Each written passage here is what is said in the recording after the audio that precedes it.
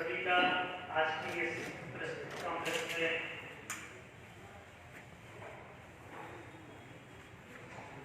हार्दिक स्वागत है। और आज का ये विशिष्ट प्रेस कॉन्फ्रेंस का ये जो कार्यक्रम रखा गया है उसका उद्देश्य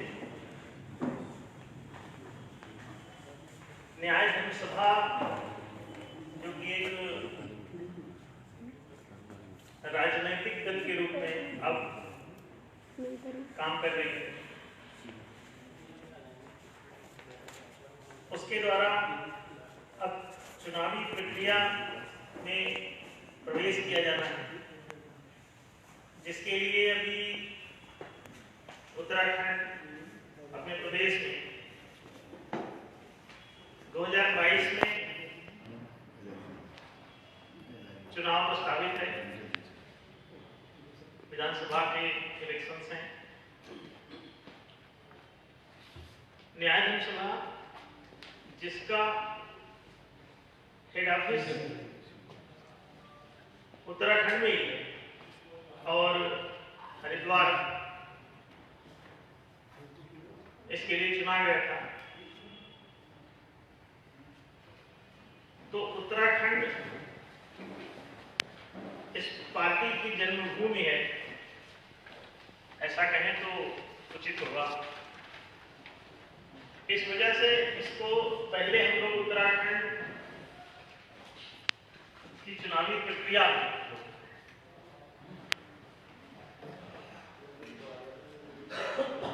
सम्मिलित करना चाहते हैं।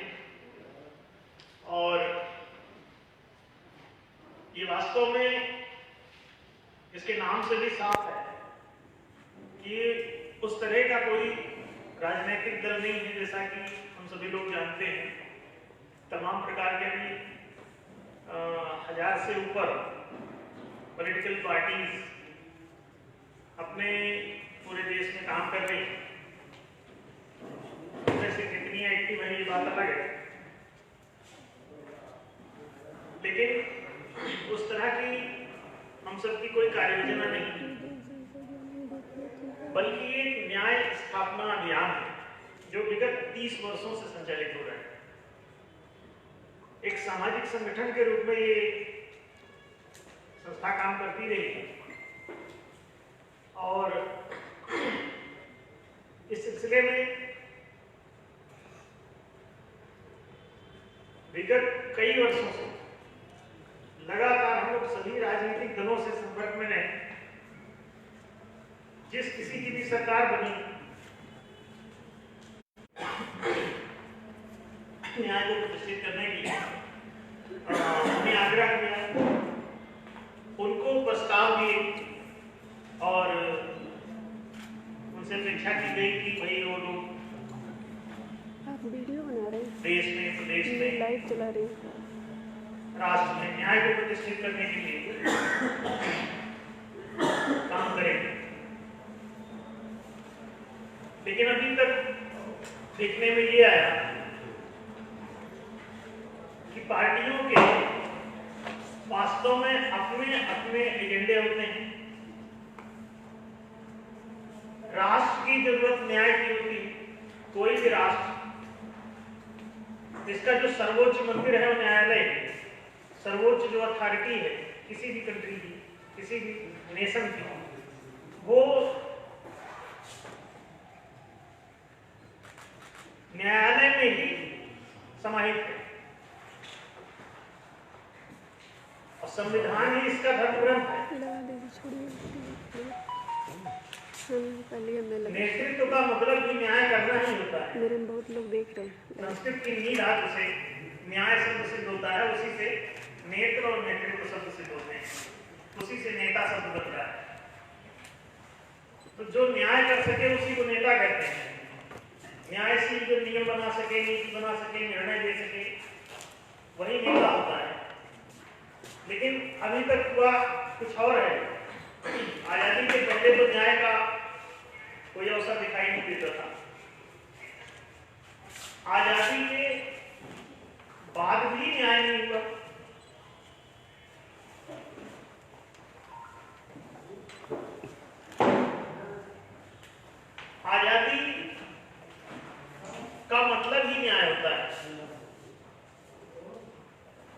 अन्याय का मतलब गुलामी होता है। तो जो भी आपको गुलाम बनाता है, किसी देश को गुलाम बनाता है, वो आपके साथ अन्याय करता है। इसीलिए आपको गुलामी पसंद नहीं है। और तमाम हर देश में आजादी का आंदोलन हमेशा समय समय पे चलता रहा है। अपने देश को भी आजादी बड़ी मुश्किल से मिली सन 47 में, लेकिन आजादी मिली, आजादी किससे मिली और किसको मिली आज तक पता नहीं, क्योंकि आजादी से पहले के जो नियम नीति निर्णय थे शासन के, वही नियम नीति आजादी के बाद भी चलते रहे। तो इससे ये सिद्ध हुआ कि कुछ लोचा जरूर है। हम लोग इस बात को बखूबी जानते हैं कि न्यायशीलता के बिना कभी कोई आजादी सिद्ध नहीं हो सकती। मगर आज तक किसी राजनीतिक दल में न्याय के लिए काम नहीं किया गया। हम लोग सभी पार्टियों से संपर्क में रहे हैं, सभी के पास हमारे पिछले 10-15 सालों के लगातार पत्र व्यवहार और उनके साथ की गई मीटिंगें, जिसकी भी सरकार बनी हमने उससे संपर्क साधा, उन लोगों से आग्रह किया कि आप न्याय के प्रस्तावों पर काम करें, देश में जनता के साथ न्याय करने का प्रयास करें, न्यायशील नियम बनाए, न्यायशील नीतियां बनाए, न्यायशील निर्णय दे कोर्ट में, एक ऐसा संवैधानिक ढांचा राष्ट्र को प्रदान करें जो न्याय के सिद्धांत पर आधारित हो। आपको आश्चर्य होगा, आपको आश्चर्य ये होगा कि न्याय का पूरा कंसेप्ट वर्तमान भारतीय संविधान में, उसकी प्रीएम्बल में साफ साफ की हुई है।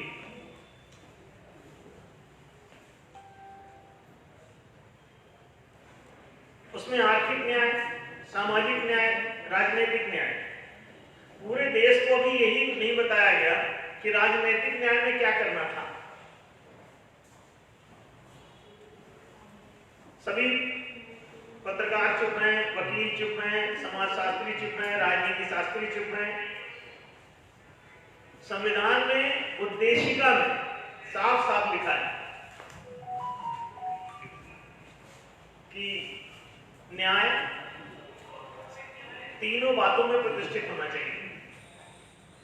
आर्थिक न्याय, देश में कहां आर्थिक न्याय है किसी को दिखाई देता है? एक को शिक्षा मिलती है, दूसरे को नहीं मिलती, एक को रोजगार मिलता है, दूसरे को नहीं मिलता।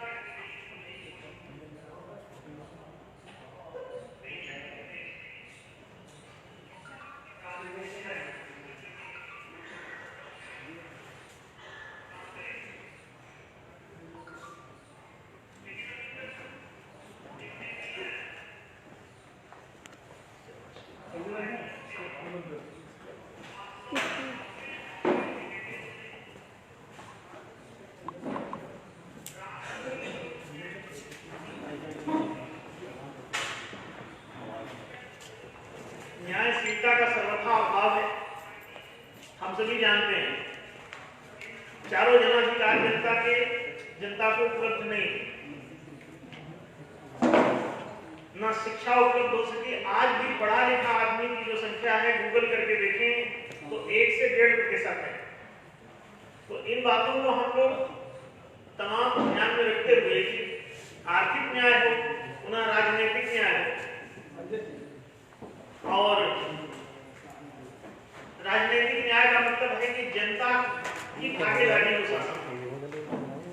अगर राजनीति में, राजनीतिक शासन व्यवस्था में जनता की भागीदारी नहीं है, नहीं एक तो पोस्ट सर उनको भी दे दो एक पोस्ट, वो एक मुश्किल विषय है।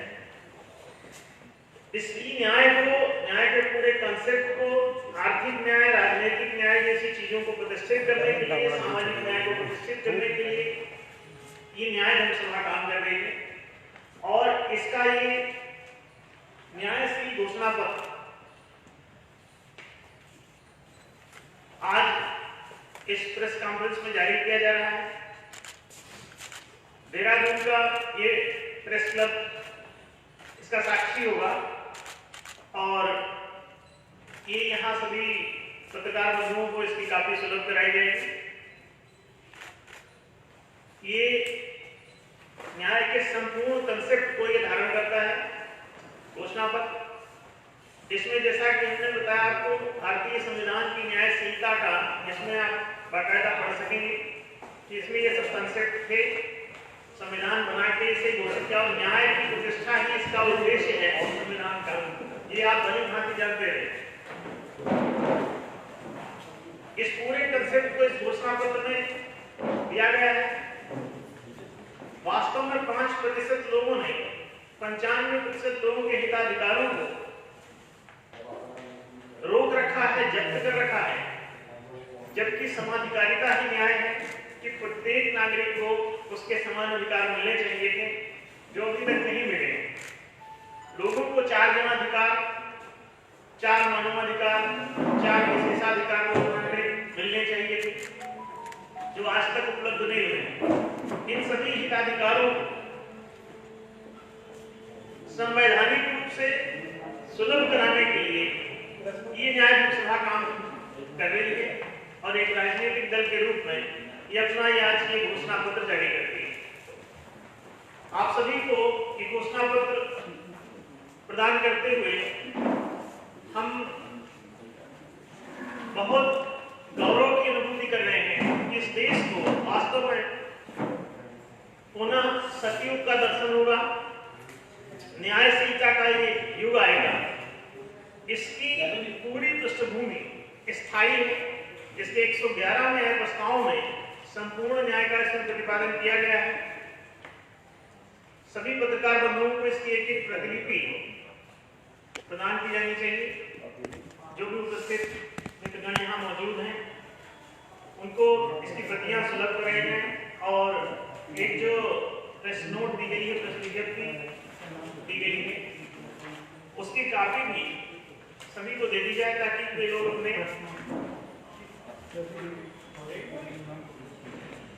संचार माध्यम के द्वारा इसके मौलिक कंसेप्ट को जनता के सामने ला सके। और उन सभी पत्रकार बंधुओं से हमारी अपील है कि उनकी वास्तव में पत्रकारिता अगर सही भूमिका निभाए तो जन जन तक न्याय के कंसेप्ट को पहुंचाया जा सकता है। और न्याय जब प्रतिष्ठित होता है तो हम लोग चाहे पत्रकार हो, चाहे वकील हो, डॉक्टर हो, इंजीनियर हो, किसान हो, व्यापारी हो, कर्मचारी हो, सरकारी पदाधिकारी हो या राजनेता हो, न्याय वास्तव में सबकी प्यास है। अभी हम लोगों ने देखा कि बहुत सारे लोग अपने लिए तो न्याय चाहते हैं। लालू यादव जी बीच में आपने देखा कि जब उनको जेल हो गई अचानक तो उनकी पार्टी के लोग न्याय यात्रा निकाल रहे, अपने लिए न्याय की मांग कर रहे। इसका मतलब जब आप मुख्यमंत्री होते हो तब जनता के साथ न्याय नहीं करते, लेकिन जब अपने साथ समस्या उत्पन्न होती है तो आपको दिखाई देता है कि आपके साथ अत्याचार हो रहा है और आपके साथ न्याय होना चाहिए। एक ऐसी न्यायशील व्यवस्था लाना ही न्याय लोकसभा का उद्देश्य है जो पूरे देश को न्यायोचित हिताधिकार प्रदान कर सके, उसे शिक्षा, रोजगार, सुविधा, संरक्षण ये चारों चीजें सुलभ करने का संवैधानिक अधिकार दे सके। जनता को अगर ये आप देखें कि 25 साल तक की शिक्षा का जीवन माना जाता है विद्यार्थी का। प्राचीन काल में सनातन धर्म में ब्रह्मचर्य आश्रम 25 वर्षीय विद्यार्थी जीवन था।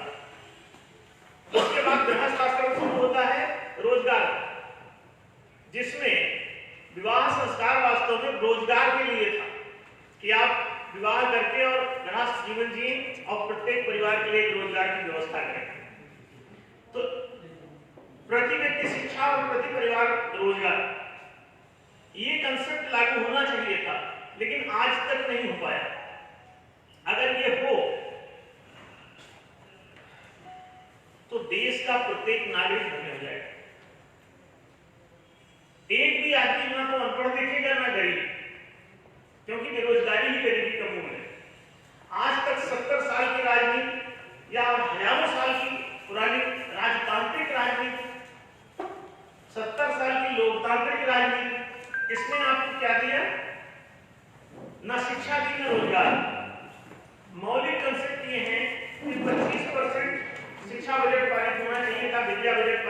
चाहिए था। संपूर्ण शिक्षा प्रशिक्षण 25 साल की उम्र तक प्रत्येक नागरिक को सुलभ होना चाहिए था निःशुल्क रूप से।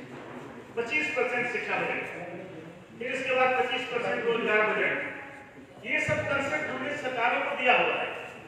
और मजे की बात यह है कि दिल्ली की सरकार जब आम आदमी पार्टी की बनी तो हमने उनको इसका आग्रह किया। उन्होंने पहली बार ऐतिहासिक रूप से हमारे प्रस्ताव पर 25% शिक्षा बजट पारित किया, जिसका परिणाम दिल्ली में शिक्षा की पूरी समृद्धि देख सकते हैं आप कि वहां पे किस तरह का पर्यावरण बना। फिर हमने कहा कि रोजगार का भी बजट पारित करो। आज तक कोई हिम्मत नहीं जुटा पाए हमारी बातचीत करें। हम सभी दलों से संपर्क में हैं, लेकिन जब वो लोग कोई काम नहीं कर रहे होते हैं तो हमने इस सामाजिक संगठन को राजनीतिक दल के रूप में उतारा। वे सब चुनाव जीतने के बाद बात तक करना बंद कर देते हैं।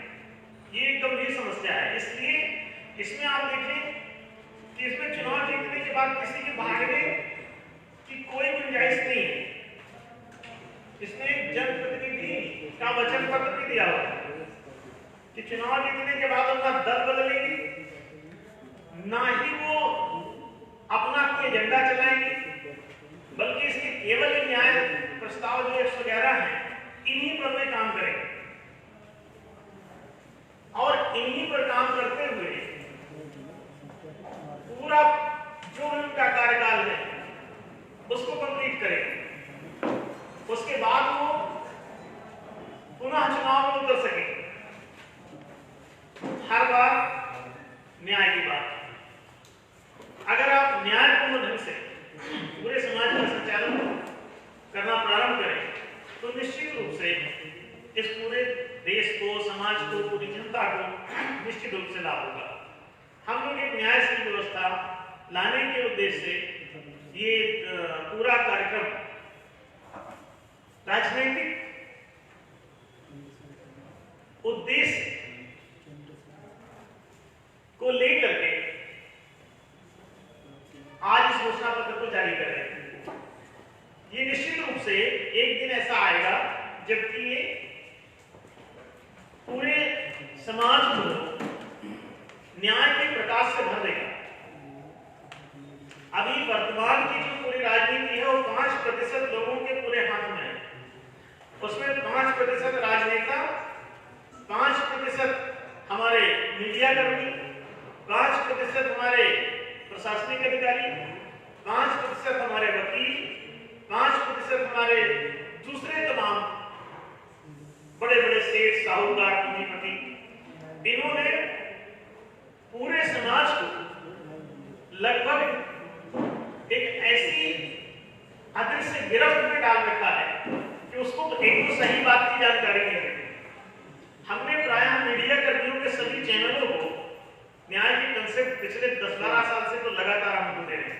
वो सभी अवगत है। सबसे हमारी पर्सनल फोन पे मुख्य जितने बड़े पत्रकार हैं सबसे हमारे संपर्क हैं और हमने उनसे लगातार बातें करी, हमारी टीम ने किया। लेकिन वो यहाँ तक कहते हैं कि हम इसे अपने चैनल पर दिखा नहीं सकते। हमने डिजिटल करेंसी का प्रस्ताव लगभग हर मीडिया चैनल पे दिया, चाहे वो GTV हो, चाहे वो आज तक हो, चाहे कोई भी हो, जितने भी आप नाम जानते हैं, प्राय सभी के पास। उन्होंने तब तक उसको अपनी मीडिया पर नहीं दिखाया जब तक कि प्रधानमंत्री से हम लोगों ने उसकी घोषणा नहीं करवा दी संसद में। जब ये नवंबर 2016 में हमारे द्वारा प्रस्तावित डिजिटल करेंसी सिस्टम की घोषणा उन्होंने करी, ये 111 प्रस्तावों में से न्याय लोकसभा का पहला प्रस्ताव, जो कि हमारा ये रजिस्टर्ड कॉपीराइटेड है और इस पर कोई छिप के भाजपा या कांग्रेस या कोई दूसरी पार्टी काम कर नहीं सकती। हम उनको सबको न्यायालय में घसीट सकते हैं इसके लिए। ये हमारे सारे के सारे रजिस्टर्ड कंसेप्ट हैं और इतने अद्भुत हैं कि आप सब पढ़ेंगे तो दंग रह जाएंगे। केवल डिजिटल करेंसी को लागू कर देने मात्र से पूरा देश का उद्धार हो जाएगा, सारा भ्रष्टाचार समाप्त हो जाएगा, सारा काला धन खत्म हो जाएगा। देश में जितनी चोरी चपाटी, बेईमानी, बदमाशी, घूसखोरी, गबन घोटाला, जितने भी प्रकार की चीजें होती हैं, आफ्टर ऑल प्राइम मिनिस्टर ने इस बात को स्वीकार किया और संसद में उन्होंने बोला कि हाँ ये बात सही है। If the currency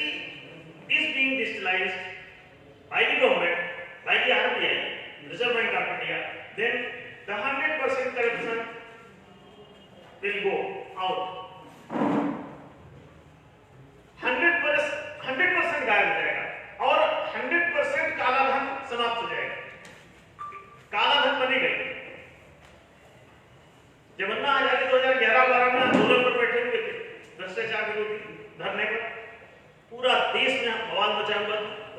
उस समय हमने उनको ये कंसेप्ट दिया, हमने कहा कि आप भ्रष्टाचार मिटाने के लिए लोकपाल विधेयक क्यों लाना चाहते हो? इससे तो मिटता नहीं, इससे नहीं मिटेगा।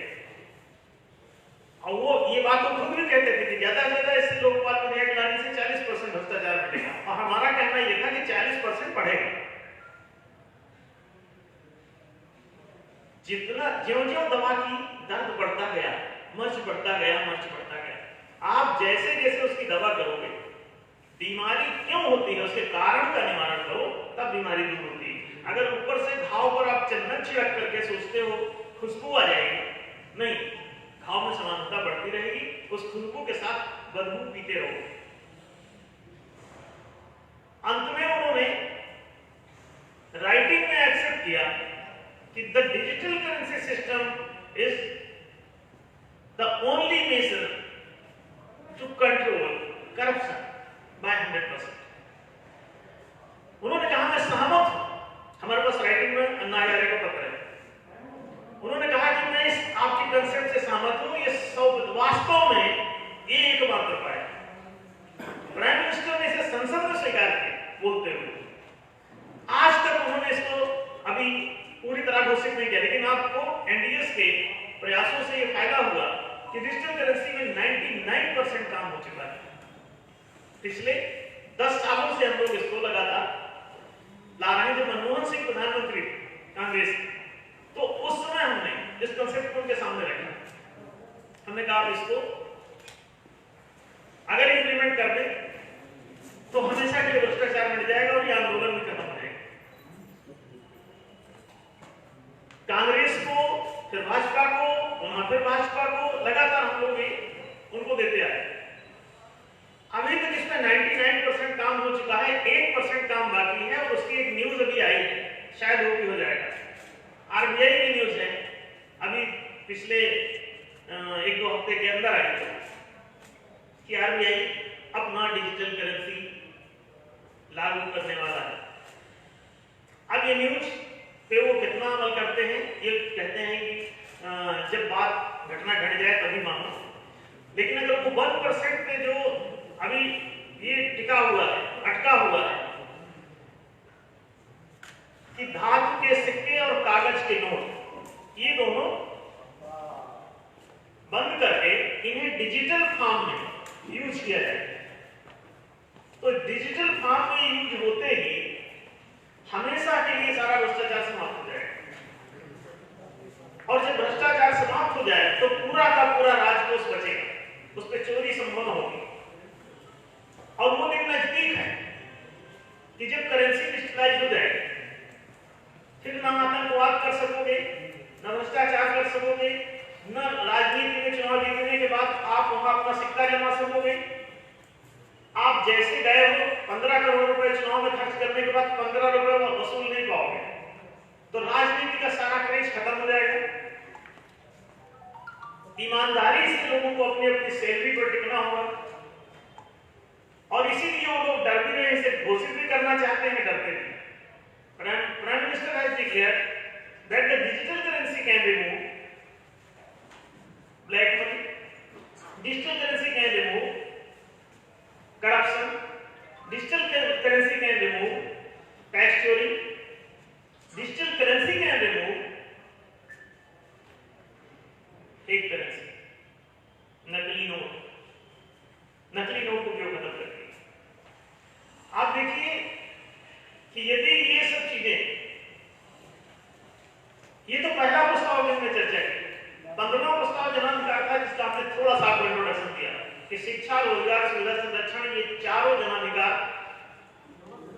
यदि जनता को दे दिए जाए और 25% इन चारों पर बजटीकरण किया जाए, तो ना तो कहीं गरीबी बचेगी, ना कोई शिक्षा बचेगी, ना बेरोजगारी बचेगी, ना कोई भूखमरा रहेगा, ना कोई समस्या होगी, हर सड़क सुंदर होगी, हर नगर सुंदर होगा, सारी ग्राम पंचायतें गांव ना होकर के शहर हो जाएंगी। ये सब ऑटोमेटिकली होगा, कोई सरकार ना माने इसे करके देखे, और जनता ना माने तो न्याय लोकसभा को वोट दे के देखे। न्याय लोकसभा मंच से ही आज इस बात की घोषणा करते हैं कि न्याय लोकसभा अगर एक भी स्टेट में जब कभी भी, चाहे आज या 5 साल बाद या 4 साल बाद या 2 साल बाद या 7 साल बाद या 10 साल बाद या 17 साल बाद, जब कभी भी आएगी, भारत ही नहीं पूरी दुनिया से सारे उपद्रव शांत हो जाएंगे।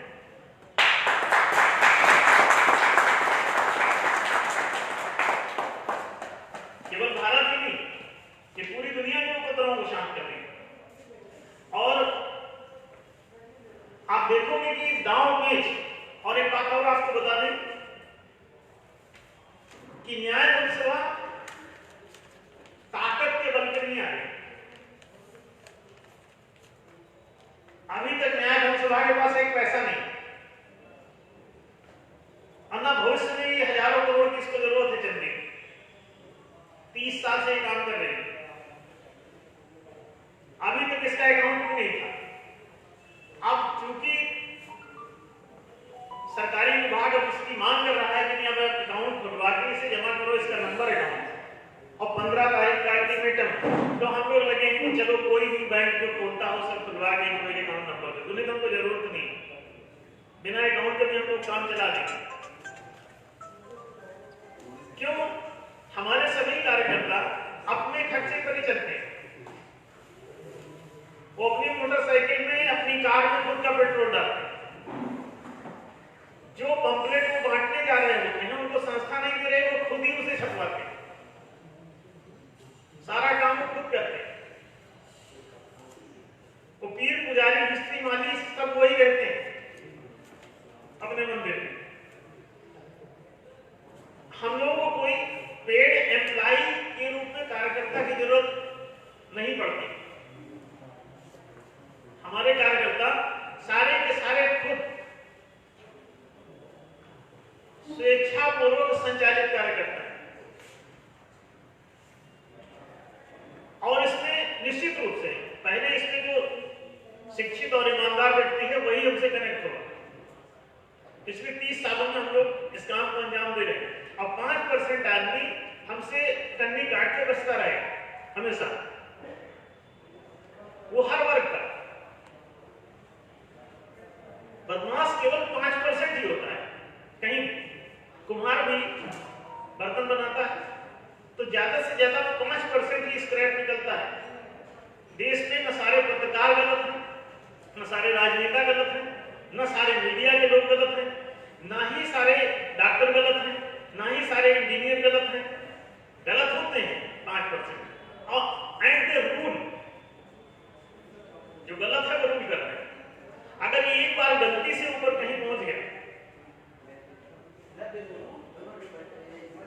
तो वो जनता को सबसे पहले तो इतने मगरजाल में फंसा देता है कि वो समझ ही नहीं पाते कि उनके साथ कुछ गड़बड़ हो रहा है। तो पूरी दुनिया में जो अन्याय के लोग हैं वो 5% ही होते हैं। हम लोगों को न्यायप्रिय 95% लोगों से मतलब है। हम लोग उनका समर्थन चाहिए और काम 100% के लिए करेंगे। समर्थन केवल 95% का चाहिए और वर्ग 100% के लिए न्याय लोकसभा को करना है। क्योंकि चौरकट समाज भी है तो परमात्मा की संतान, उसके बच्चों को भी शिक्षा मिलना चाहिए, उसके युवाओं घर को भी रोजगार मिलना चाहिए। कहते हैं घर में माखन मिले तो बाहर क्यों जाए अंदर। अगर सबके पास रोजगार हो तो चोरी की इच्छा कम होगी। सबके पास अगर घर में खाना हो तो बाहर कोई रोटी क्यों चुराए। आपको लगता है कि फिर जो बड़े बड़े लोग हैं ये क्यों भ्रष्टाचार करते हैं। बड़े बड़े नेता, बड़े बड़े मंत्री, बहुत सारे लोग भ्रष्टाचार में फंसे हुए, जेल काट रहे हैं, हजारों करोड़ का घोटाला जो कर रहे हैं, उनके पास तो सब आ गया तब भी क्यों कर रहे हैं। वो इसलिए कर रहे हैं क्योंकि अभी भी उनको ये लगता है कि कल क्या होगा, बच्चों का क्या होगा। और अगर ये शिक्षा की, रोजगार की सुविधा के संरक्षण, लोगों को शिक्षा, रोजगार, आवास और चिकित्सा जैसी ये सभी चारों सेवाएं यदि राजकोषीय आधार पर सर्वोपयोगी सीमा तक निःशुल्क रूप से सुलभ हो तो वो हमेशा के लिए सुनिश्चित रहेगा। इसका जो संक्षिप्त घोषणा पत्र इसमें हमने जारी किया है, इसका सारांश, हाइलाइट्स, उसको पढ़ के छोटा छोटा उसमें लिखा है ताकि हमारे पत्रकार बंधु उसे जल्दी से पढ़ के समझ सकें, क्योंकि इतना उनके पास टाइम नहीं है। आप देख रहे हैं कि यहाँ पे पत्रकारों में तो हमारे लोग बैठे काहे, आप जानते हैं हम लोगों को आमंत्रित किया उन्होंने कहां से, हरिद्वार से, और लोकल लोग उपस्थित नहीं हो पाए। इसमें एक प्रस्ताव है, कौन सा, इस घोषणा पत्र में इनका भी इलाज है, जिनका पत्रकारों का काहे का इलाज है। इसमें यह दिया गया है कि प्राइवेट कॉमर्शियल मीडिया को लोकतंत्र के चौथे खंभे से बाहर किया जाए। समझना, ये प्रॉफिट मोड पर आधारित होते हैं। ये सारे जितने भी मीडिया हाउसेस हैं ये आज व्यक्तिगत ओनरशिप में है। अब इसमें क्या होता है कि वो न्यूज तक उनकी पेड है, और या किसी को भी हर मीडिया से सब लोग वाकिफ हैं। आप इसे अनुभव करें कि हम लोग कौन से देश में जी रहे हैं, कौन सी दुनिया में जी रहे हैं, जिसको जनता से कोई लेना देना, टीचर को अपने स्टूडेंट से कोई लेना देना, वो सिर्फ नौकरी करना चाहता है। बच्चे सब अनपढ़, अधिकांश बच्चे सरकारी स्कूल में चले जाए, वहां पढ़ाई नहीं, वहां सब बीएलओ, वो पोलियो ड्रॉप पिला रहा है, पत्रकार सड़कों की खाट छान रहा है, वकील मुकदमे की डेट बढ़ा रहा है, डॉक्टर मर्ज को कंटिन्यू आगे बढ़ा रहा है ताकि क्लाइंट छूट न जाए। हम लोग कौन से देश में रह रहे हैं?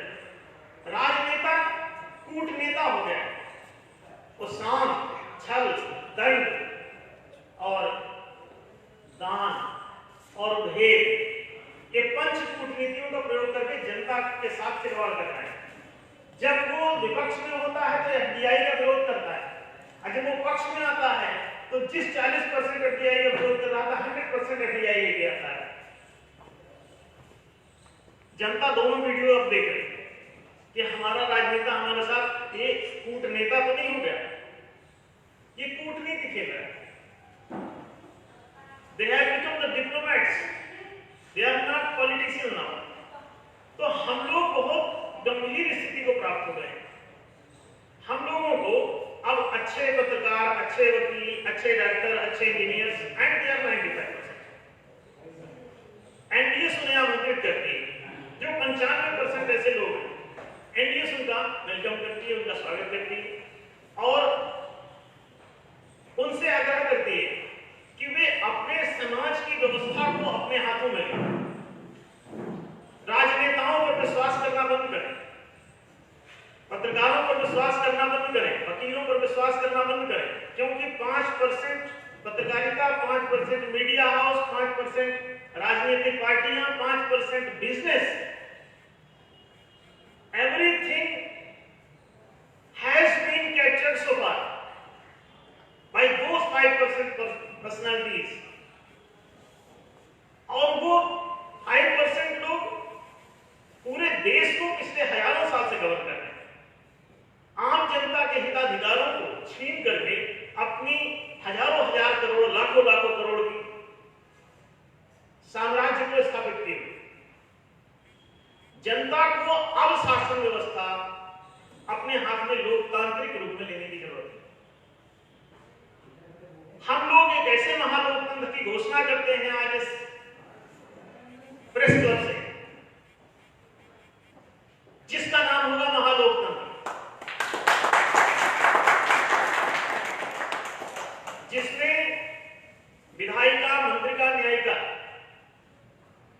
ये 3 स्तंभ हैं लोकतंत्र के, और इन तीनों स्तंभों को जनता द्वारा मतदान पूर्वक अंकुश रखा जाएगा। इनकी निरंकुशता पूरे देश नहीं पूरी दुनिया के लिए जहर बन चुकी है। लोग भूखों मर रहे हैं, बर्बाद हैं, दर की ठोकरें खा रहे हैं, गरीब हैं, अनपढ़ हैं। आज भी 70% लोग इस देश में शिक्षा से वंचित हैं।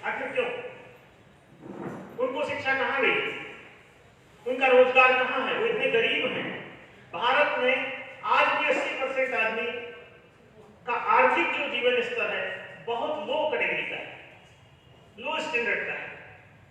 फाइन, क्यों? न्याय नहीं। एक को शिक्षा मिलती है, दूसरे को नहीं। एक को रोजगार मिलता है, दूसरे को नहीं। लोग कहते हैं कि वो 2 करोड़ नौकरी देंगे। लोग कहते हैं, अभी आप देखा चुनावी घोषणाओं में लोगों ने कहा 10 लाख नौकरी देंगे। हम कहते हैं नौकरी क्यों दोगे, रोजगार क्यों नहीं देंगे? वो कहते हैं शिक्षा देंगे, और शिक्षा के नाम पे क्या करते हैं कि जो बड़े बड़े लोगों के स्कूल चल रहे हैं उनको सबको चेक देते हैं और कहते हैं हमने शिक्षा दी। नहीं, आपने पैसा दिया अपने आदमियों को, उन्हीं के आदमियों ने स्कूल खोल रखे हैं, उनको सबको बच्चे के सिर पे ऐसा न्यौछावर मार के और उन्हें जैसे मुंडन संस्कार में करते हैं, तो मुंडन संस्कार जैसा चेक घुमा के और वो अपने किसी आदमी को दे देते हैं चेक, कहते हैं इसको ले जाओ और हमारा चुनाव प्रचार करना। अब हम कहते हैं किसी के चुनाव प्रचार मत करो, बल्कि न्याय धर्म सभा के खुद ही सदस्य बन जाओ और अपनी वोटिंग खुद करो। न्याय धर्म सभा एक ऐसी ये पार्टी होगी जिसके सारे सदस्य सब वोटर होंगे, अपना चुनाव प्रचार खुद करेंगे, अपनी सरकार खुद बनाएंगे, जिसको मर्जी उसको मंत्री बनाएंगे, जिसको मर्जी उसको मंत्री पद से उतार देंगे। ये महालोकतंत्र हम ला रहे हैं। विधायक, मंत्री, जज, माने नेता, मंत्री, जज, ये तीनों जनता द्वारा चुने जाएंगे, जनता द्वारा हटाए जाएंगे। इनके द्वारा बनाया गया नियम, नीति, निर्णय, विधान, मंत्रणा, न्याय, ये तीनों जनता द्वारा ही अंतिम रूप से पारित या खारिज होगा महालोकतंत्र में। तो नियम, विधान, कानून जो विधायिका बनाएगी उसे पारित और खारिज करने का अधिकार विधायिका को नहीं, जनता को होगा। ये महालोकतंत्र का अंतराल है।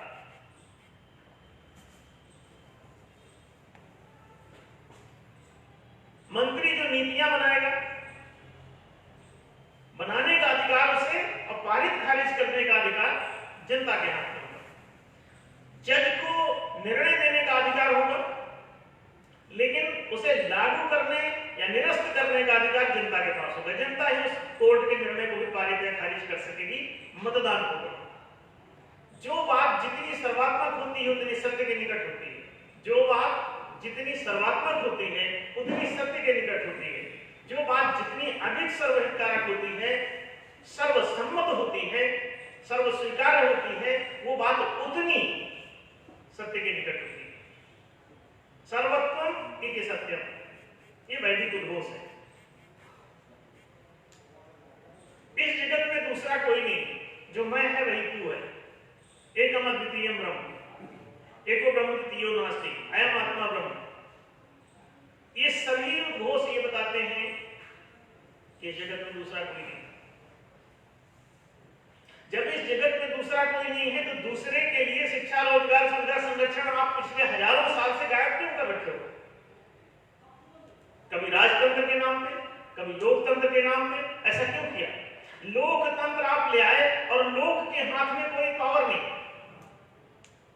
तो हमने वोटिंग पावर, आपको एक नेता चुनने का अधिकार सिर्फ दिया गया है और बाकी 11 मताधिकार आपसे छीन लिए गए।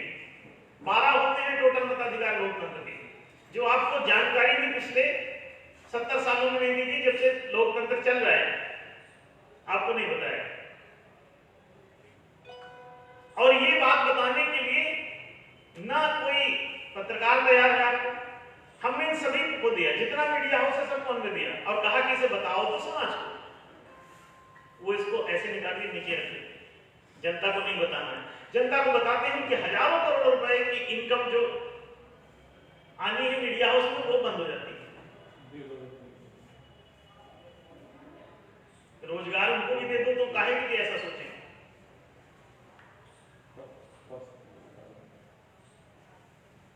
अपनी हजारों करोड़ की इनकम बनी रहे और दूसरे सबकी चड्डी तक उतर जाए, सब नंगे हो जाए, नंगे भूखों का देश बना दिया जाए। आज भी देश के 80% नागरिकों के पास न ढंग के कपड़े हैं, न ढंग की थाली। ना ढंग की छत। सो क्यों है ऐसा?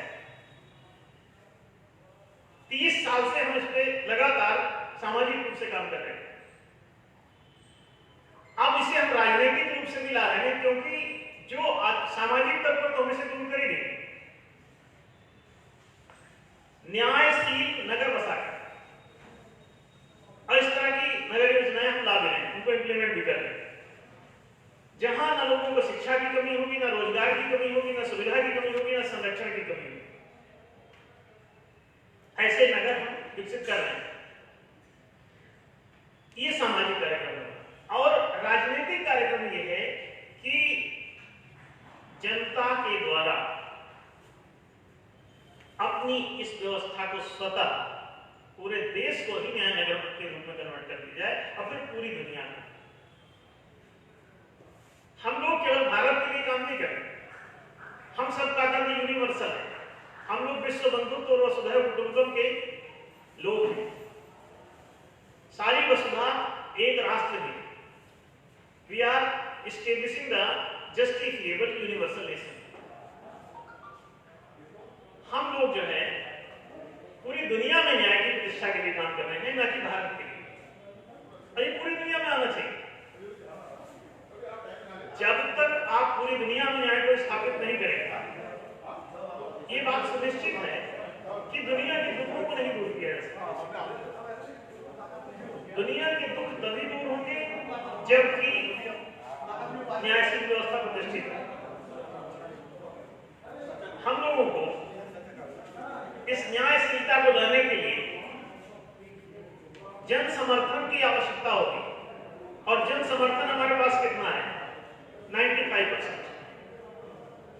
जहां कहीं भी आपको सिर्फ न्याय की जानकारी देना है, जनता स्वतः न्याय प्रिय होती है। अब उसके हाथ में हम लोग लोकतांत्रिक के अधिकार लाके देने वाले हैं कि वो अपने नियम नीति निर्णय स्वयं पारित खारिज कर सकेंगे। अपने नियम नीति निर्णय वे स्वयं पारित खारिज कर सकेंगे। जब तक हम लोग ऐसी व्यवस्था नहीं लाते, तब तक आप ये समझिए कि इस दुनिया में चाहे कितनी आप राजनीति करो, चाहे कितना ढोंग पाखंड बना लो, ये रुकेगा नहीं। गरीबी भुखमरी का दौर जाएगा नहीं। विवेकानंद चीखता रहा, चिल्लाता रहा से 100 साल पहले कि देखो बहुत गलत है, बहुत गड़बड़ है, इसमें भूखों मरता हुआ आदमी इस पूरे देश में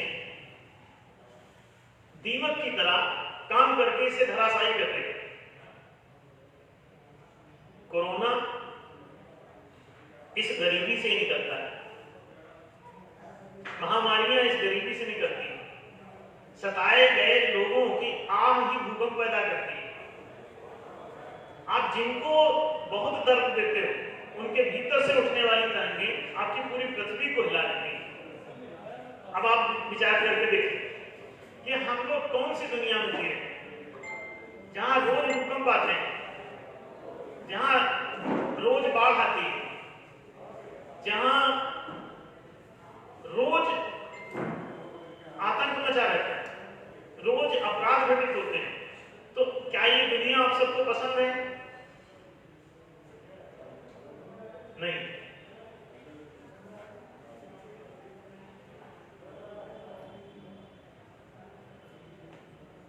न्याय ही अपराध मुक्त दुनिया है, अन्याय ही अपराध मुक्त दुनिया है। तो हम लोग अपराध मुक्त वातावरण बनाए या अपराध युक्त वातावरण बनाए, ये अपने हाथ में। हमारी कोशिश ये होनी चाहिए कि हम लोग एक अपराध मुक्त समाज की रचना करें, अपराध मुक्त राष्ट्र को प्रतिष्ठित करें। और इसका सिर्फ इतना ही है कि अगर एक को शिक्षा देते हो तो दूसरे को भी दे दो, एक को रोजगार देते हो तो दूसरे को भी दे दो। और इसमें तकलीफ किसको हो सकती है? जिसको गुलाम चाहिए, वो कहता है ये पढ़ लिख जाएगा तो गुलामी नहीं करेगा। कई राजनीतिक दलों के लोगों ने हमसे कहा कि आप ये न्याय की बात करते हैं, सबको शिक्षा देने की बात करते हैं, अरे भैया ये सब पढ़ लिख जाएंगे तो घरों में झाड़ू बर्तन कौन करेगा? हमने कहा झाड़ू बर्तन करने के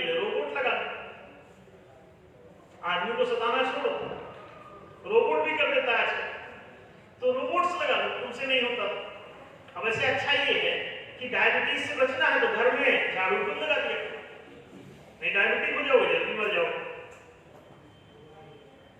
कैंसर हो जाएगा। अभी देखो हर फिल्मी स्टार को कैंसर, राजकुमार की मौत कैंसर से होती है, राजेश खन्ना की मौत कैंसर से होती है, अभी इरफान खान की मौत कैंसर से हुई, और भी जाने कितने सबको कैंसर हो रखा है। ये काहे के लिए? क्योंकि हम लोग ये सब बड़े आदमियों की बीमारियां कहते हैं, राज रोग है। गरीबों को कैंसर की मात्रा उतनी नहीं जितने ऊपर के तरफ। काहे? बड़े लोगों के रोग, बड़े लोगों की समस्याएं। हम लोग आतंक और विनाश और आक्रमण से बचने का एक ही तरीका है, बाहरी जिहाद। आप कितने दिनों तक गुलाम रहे? आप दूसरों को गुलाम बनाते रहे, अपने देश के लोगों को आपने गुलाम बनाया। तो बाहर के जब आतंकी आए तो अपने देश में आप जिसको सता रहे थे वो सते हुए लोगों की तरफ चले गए। तो उसका परिणाम क्या हुआ? उसका परिणाम ये हुआ कि यहां के राजा लोग उन बाहरी आक्रमणकारियों के गुलाम हो गए, उन सब बाहरी आक्रमणकारियों के वो गुलाम हो गए, और फाइनली उनके सारे राजमहलों पर उनका कब्जा हो गया। तो उनके राजमंदिर और राजमहल सब तोड़ डाले गए। पिछले 2500 साल से आप हंटर खा रहे हैं। अगर पहले अपनी जनता के साथ न्याय कर लेते तो जन समर्थन आपके साथ होता, न मंदिर टूटते न राजमहल टूटते। सारे राजमहलों पर बाह्य आक्रमणकारियों का, बाबरों का, हुमायूं का, गजनवियों का हमला होता रहा। काहे? जाने कितने तैमूर लंगों ने इसको तहस नहस किया। क्यों किया? और जनता चुप रही। जब सोमनाथ का मंदिर लूट रहा था तो जितने उसको लूटने वाले सैनिक थे उससे ज्यादा वहां पुजारी खड़े थे।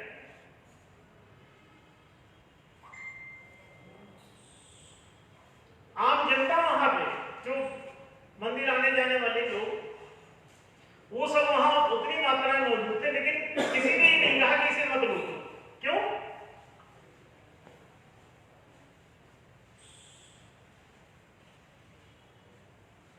जनसमर्थन साथ ना, जनसमर्थन साथ ना।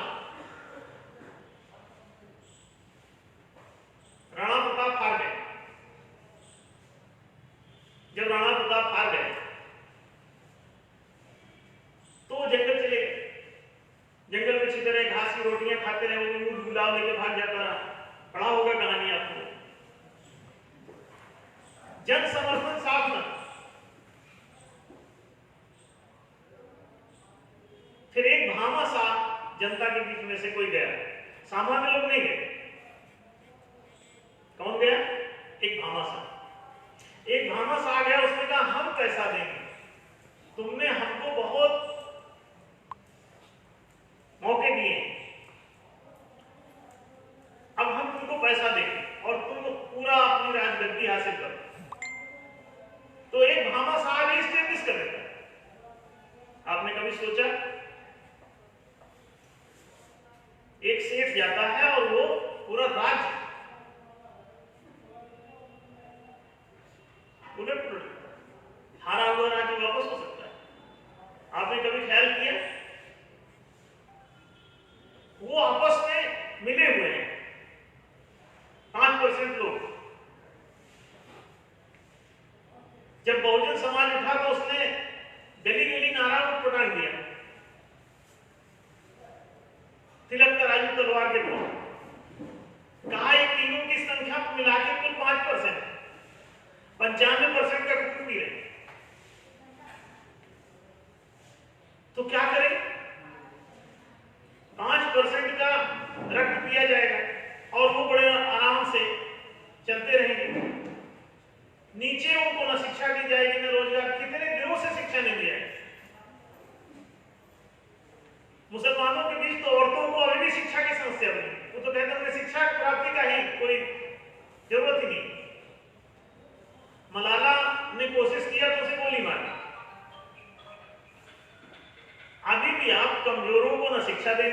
है। अपने देश में स्त्रियों की शिक्षा का जानते हैं क्या हाल है? आप लोग कई प्रतिष्ठित बहने हमारे बीच में उपस्थित हैं, उनको तो कम से कम बताइए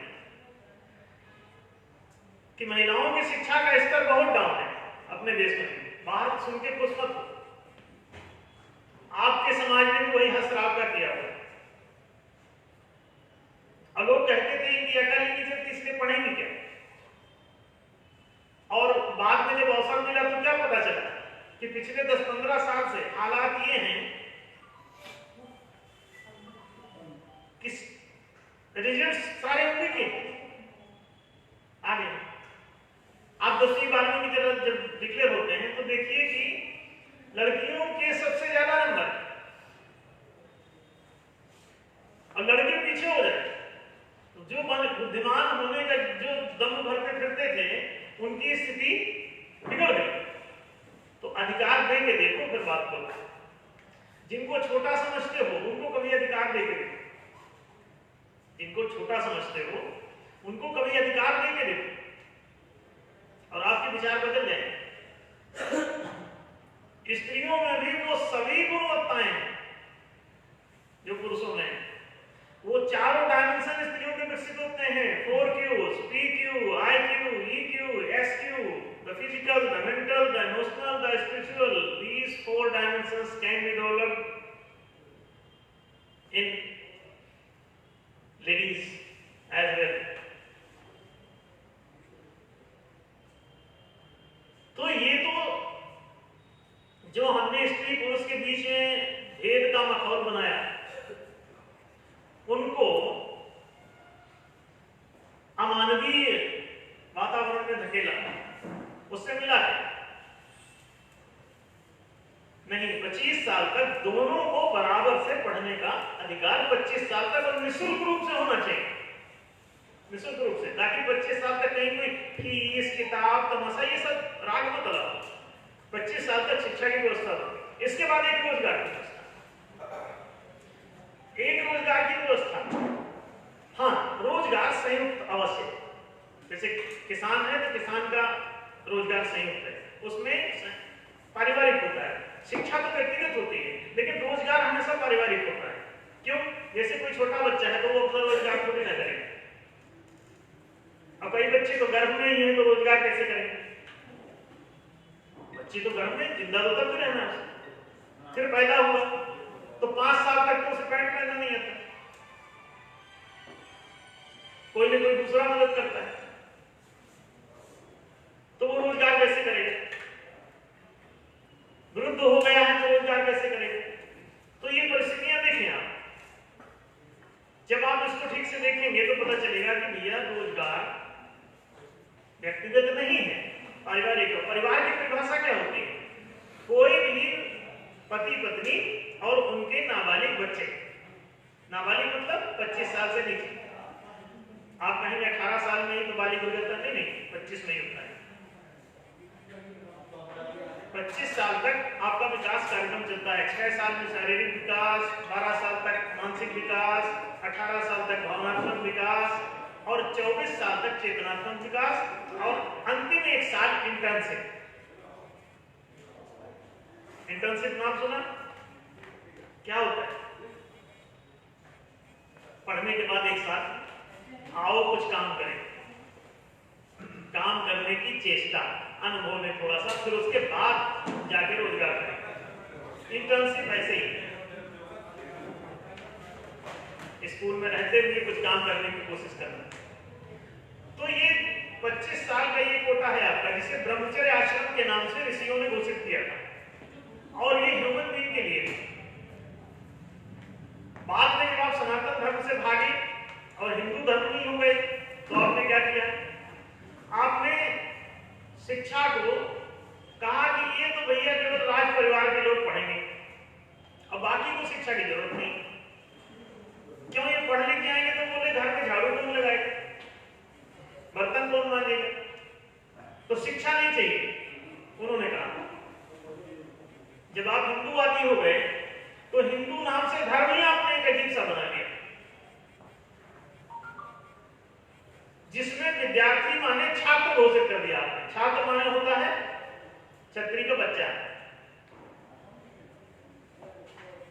राज परिवार के लोग केवल पढ़ेंगे, बाकी को पढ़ने का अधिकार नहीं। ये कौन सी प्रक्रिया है? अभी भी विद्यार्थियों के रहने की जगह को छात्रावास कहते हैं, छत्रियों के रहने की जगह। कभी ख्याल है स्कूलों में जो लोग काम करते हैं, टीचर्स हैं, एनडीएस में बहुत टीचर्स हैं, उनको पता होगा कि वो विद्यार्थियों का जो पंजीयन जो रजिस्टर होता है उसको छात्र पंजिका कहते हैं। अब देखिए वो छात्र पंजिका है, और जहां पे विद्यार्थी लोग रहते हैं उसको छात्रावास कहते हैं। अभी भी आप हॉस्टल के बाहर जाओ, देखो हिंदी में क्या लिखा है,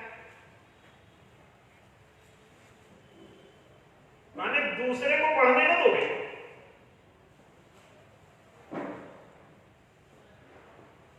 केवल छत्री ही विद्यार्थी है, ये घोषित हो गया। माने राजाओं के बच्चे ही केवल पढ़ेंगे, बाहरी किसी को पढ़ने की अनुमति नहीं मिलेगी।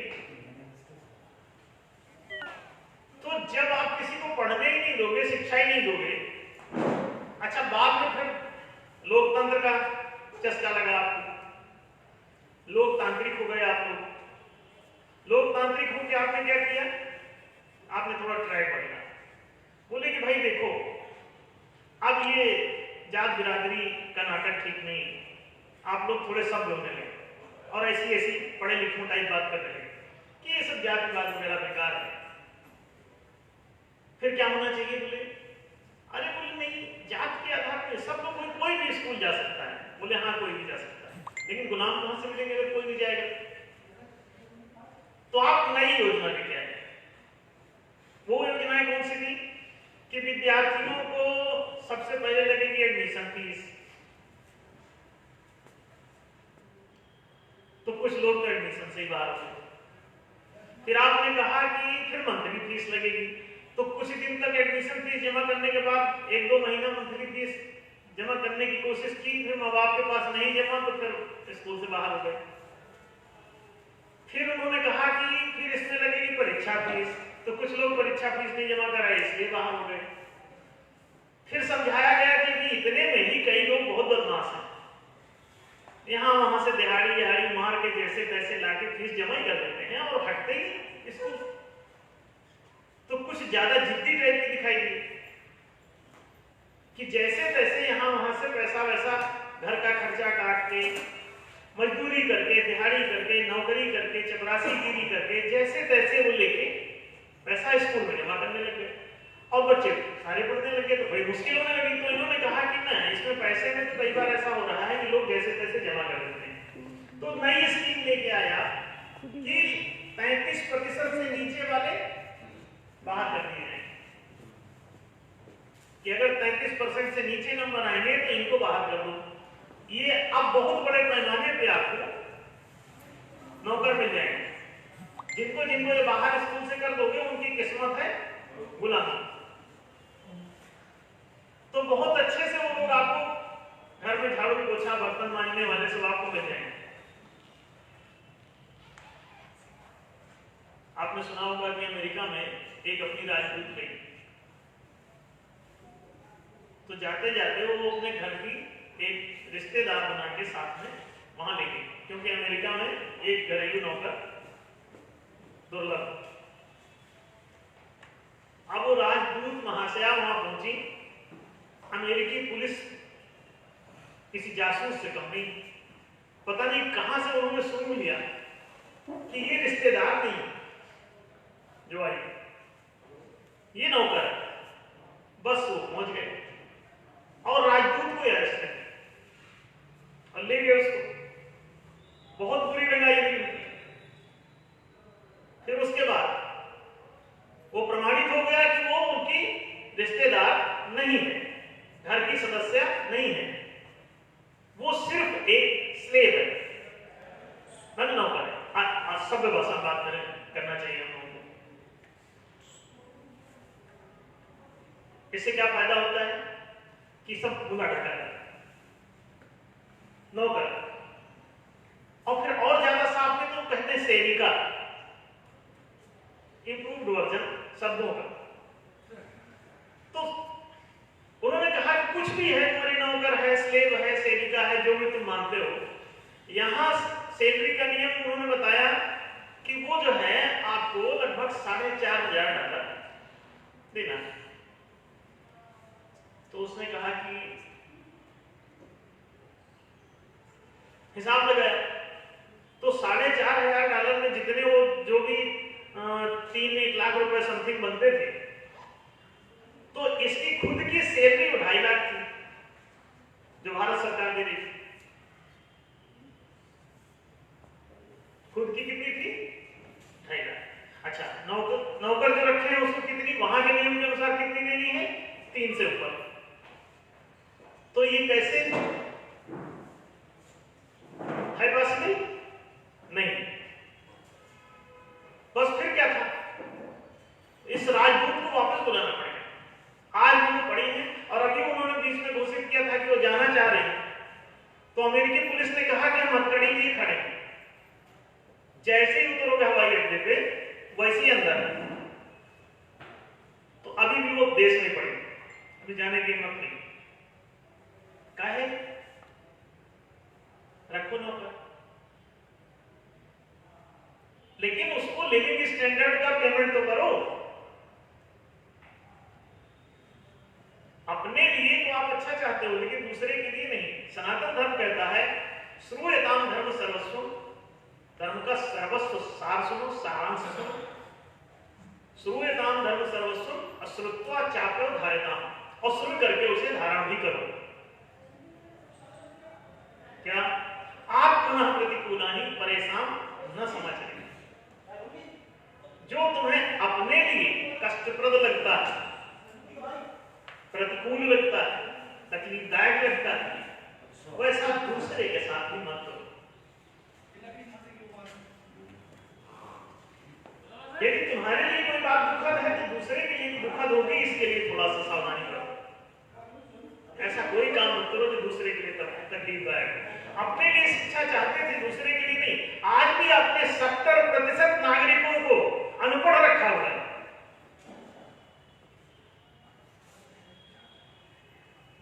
बाकी सब अल्प शिक्षित। मास्टर डिग्री से नीचे सबको माना जाता है कि ये अनपढ़ नहीं, लेकिन ये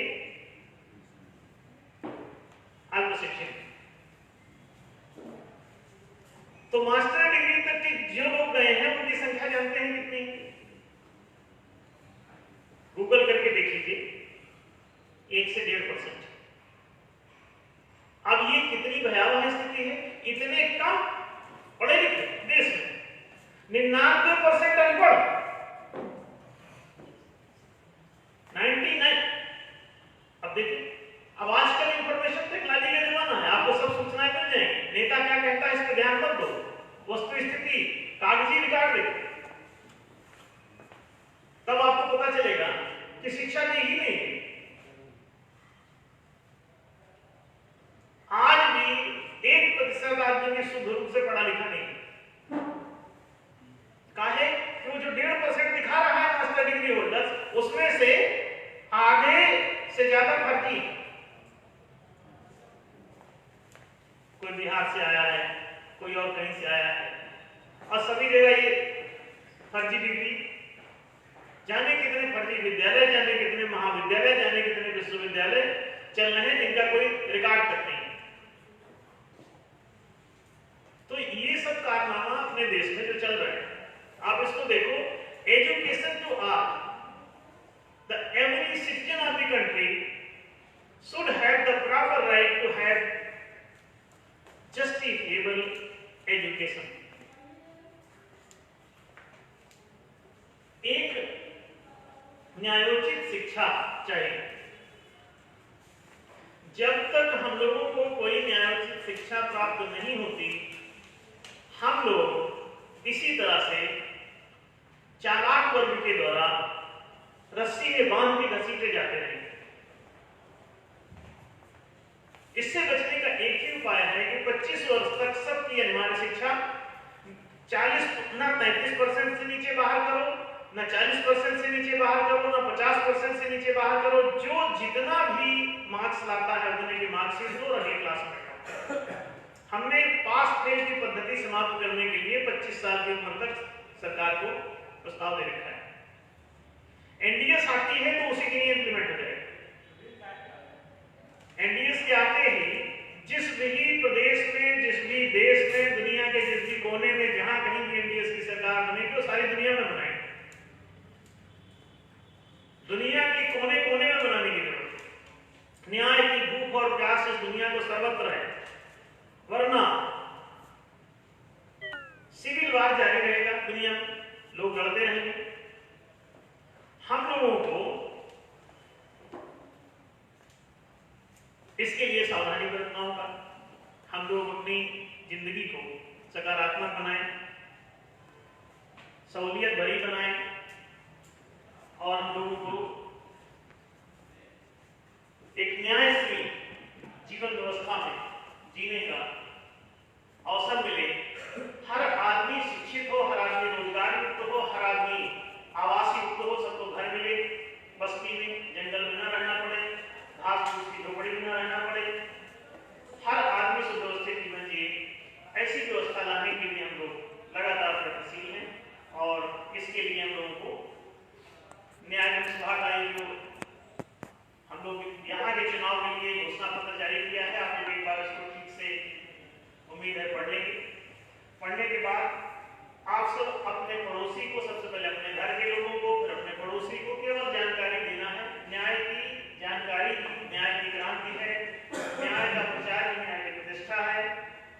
और ये ऐसी पार्टी है जिसको कोई अलग से कोई चंदा चढ़ौतरी की जरूरत नहीं होगी। इसके सभी लोग कार्यकर्ता ही होंगे, सभी लोग प्रचारक होंगे, सभी जगह इसे पहुंचाएंगे और जन जन तक इस न्याय की ज्योति को, मसाल को लेके जाएंगे और उचित नागरिकों के द्वारा चुनी गई सरकार बना के नागरिकों के हाथ में सरकारी पावर पूरा दे देंगे कि जनमत के द्वारा, लोकमत के द्वारा इन सारी चीजों को प्रतिष्ठित किया जाएगा। क्योंकि यहाँ का समय अपना समाप्त हो रहा है, इसलिए हम लोगों को आज अपना ये कार्यक्रम यहाँ यहीं कंक्लूड करना पड़ेगा। और फिर अगला जो कार्यक्रम है प्रेस कॉन्फ्रेंस का, कल हरिद्वार में है, हरिद्वार के प्रेस क्लब में। तो हम लोगों में से जो लोग वहाँ उपस्थित हो सकते हैं वो वहाँ पहुँचेंगे। हरिद्वार के लोकल लोग सब वहाँ होंगे और सभी पत्रकार लोगों को वहाँ भी आमंत्रित किया गया है। यहाँ उपस्थित और आए हुए सभी पत्रकारों को हमारी तरफ से, पूरे न्याय सभा की तरफ से बहुत बहुत धन्यवाद। और उन्होंने एक प्रेस क्लब में यहाँ अपने स्थान दिया और न्याय सभा के लिए उनका ये सहयोग बहुत बड़ा है और हम सब उनके कृतज्ञ हैं कि उन्होंने यहाँ हम लोगों को आमंत्रित किया, बैठने दिया, रिपोर्टिंग की और